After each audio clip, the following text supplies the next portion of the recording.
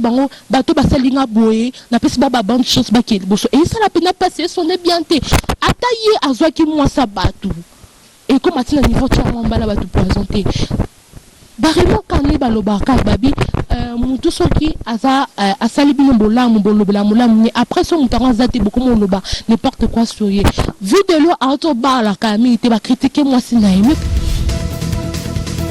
en tout cas le lot sur la makambu yaba comédien oba okufa nakata monde na biso nakata RDC mamboka biso to lingaka en tout cas na yeso la on a bino to eba pena juste examiner ba comédien le loba okufa en tout cas ezo pesa pasi pe mawa ezo pesa pasi le lot to ki oba che poison le lobo o akufa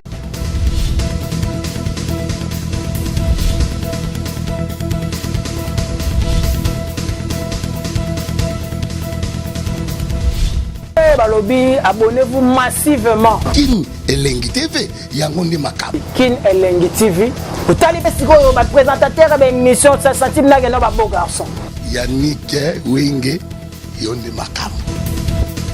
Allez, joye, kangaye, finaye, ngurutaye, joye. Okata satana masasamba katakata bao na se ya limpombe Yannick Wenge Kin Elengi TV culture réel d'artiste de politicien bato balinga wa solo o balinga vraiment qu'il est avancé bolanda Kin Elengi TV nge bomona maki sasa la belle bana lupopo Kin la belle Kin Elengi.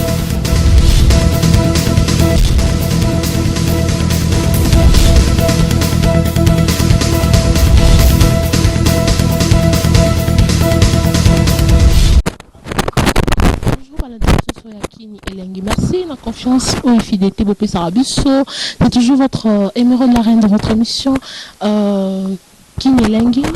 En tout cas, le lot sous en tout cas, nayo sur la maramo boé, la bino, balandi balinganga, babaye banga. D'abord, je salue d'abord à tout le monde, au balandanga, partout au monde entier. Je salue à ma maman chérie, à tout le monde, à ma grande sœur, à tout le monde, mon président. Je salue à tout le monde au balinganga. En tout cas, le lot sur la maramo yaba. Comédien oba okufa nakata monde na biso nakata RDC mamboka biso to lingaka en tout cas na yeso la on a bino to eba pena juste examiner ba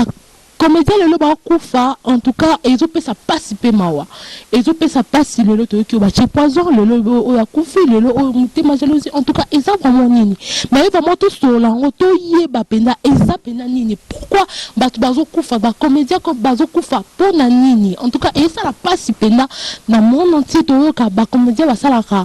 plaisir ba salaka comment je peux dire bah ça là bien dans le monde entier bah tout ça bah la baron babi wow RDC pesa na batu mais en tout cas et ça la passe tout ka baron ba kufa bah c'est la baron poison en tout cas ça vraiment nini en tout cas bota non niveau to koma ki nango lelo pulu la yo kufa et ça vraiment passé pulu la kufi to ki pulu la kufi soit disant poison soit disant jalousie à kufi kakabo il y a deuxième to mon na susu soit disant vie de l'obati qui est poison tolo mama pulu lelo pulu auto kufa en tout cas ils ont participé mawa pulu la kufi comédien vraiment à ça la bien dans mon entier adala qui na batu parfaite en tout cas ceux qui a dans la scène au sentir que mutu en ça la scène en travail théâtre en tout cas ils ont participé mawa adala qui un homme respectueux abang rabatu nyonso ataki impolite ne batu msuba dans la carrosse à la scène à gonfler à impoli non en tout cas dans qui bien na batu nyonso en tout cas et ça la passe na mtema so batu mingi ba kufa ba otika batu to mutumo azo kufa a mutumo bo star ne pour la kufi et ça la passe dans mon entier en tout cas to batu to kende wapi so suko batu bongo ba ça la fierté mboka biso ba kufa et ça peut pas participer mawa en tout cas non so ba talangai o na minso ba talo balinganga en tout cas qui jalousie na kati ya binde ko za raté et ça la peine participer ma en tout cas le bilaba ba comédien surtout comédien na beke et le commençant na beke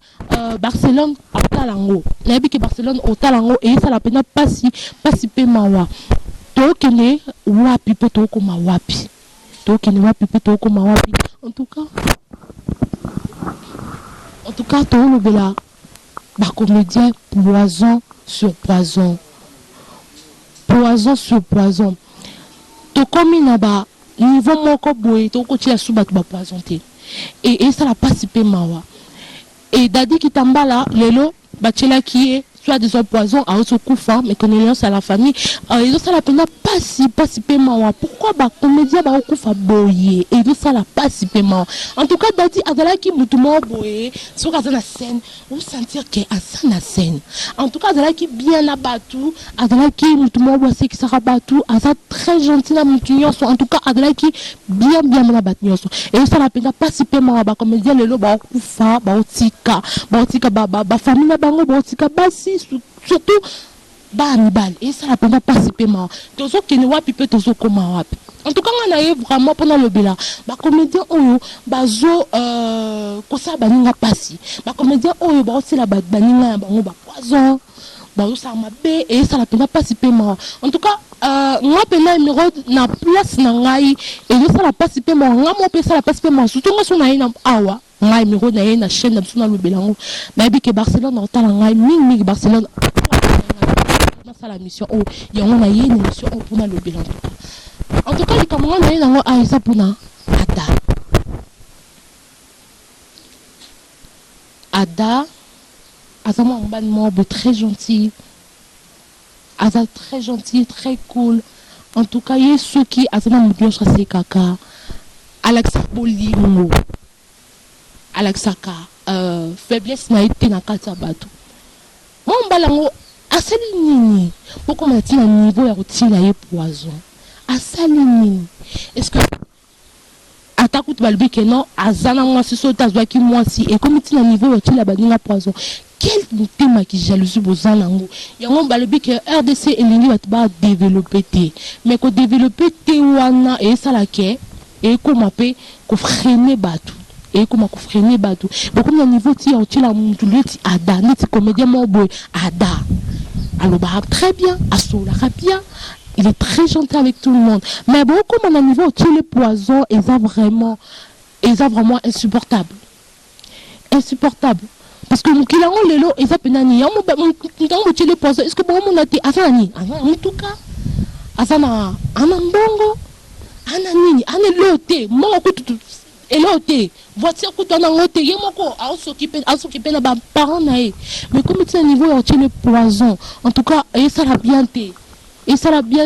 bah comme on dit bon mais quand peu qu'on vend les locaux na boy bah pourquoi bah tu vas kufa boy pourquoi biso kaba comme on dit bah kufa boy c'est comme le niveau bah tu la bah na poison pourquoi et ça les macaques bon pour la ligne on était pour les réunions moko bon habité Barcelone entre le bango tamini telobi j'étais avec dernièrement de la kinaye na hôpital balbiki à zana poison non seulement ils akaye mais ils en a baninga na mususu je crois na ko cité ba comme on a bango Raïs na je moninga ni mususu fendi ba tila ki bango poison ensemble qui m'était à ma belle qui bomoni ba mi bal ba développer babi qui non ba na chance ba na talent ba ki boso babi te to casser bango et là on enseigne na bino so boza ka jalousie que non muto na moni ka avancer azo ke liboso et le comment te saurait pour la terme na loba je peux dire comment ce moment ni ke batu ba ke liboso bomoni bango ke bazo avancer te tu la bango ka poison pour ba arrêter tout le monde va venir na bango za musika non na lelo e cause la yayo lobi pe cause amuninga ya muninga nzamba pe ses chances à su yango c'est qu'à avancer c'est qu'à qui liboso en tout cas et ça l'a passé vraiment et ça l'a vraiment passé pe mawa et longa mosenga na bino ba comédien bozala uni et ça l'a bien lelo ba comédien baza lelo nga sali ngai lelo oya sali yaye vraiment donc il est wapi je sais moi mon bala sola bien il est gentil asa tellement bien abattu nyonso et Raïs tellement gentil yemo ko tanga lo bango et ça n'est pas si pe mo lo ba na ko kate na on dit matik ngamour dans un poison et ça bien té et ça vraiment pas si pe mo en tout cas et ça n'a pas si vraiment mo ngamo pe ça nga vraiment pas si comme azo le bango on a mis sur télévision que non et yes en tout cas alors bango bato basalinga boye na pesi ba bonne chose ba ke boso et ça la peine passer son bien té ataye azwa ki moi sa bato et comme atina niveau tia mbala bato présenter barimo kane balobaka babi mutu soki aza asali bino bolamu bolobela molamu après so mutango azate beaucoup moloba n'importe quoi sur ye vu de l'eau auto bar la kami te ba critiquer moi sinaye mais pourquoi bino vous aboye pourquoi bino ba congolais vous aboye ba critiquer moi c'est moi ça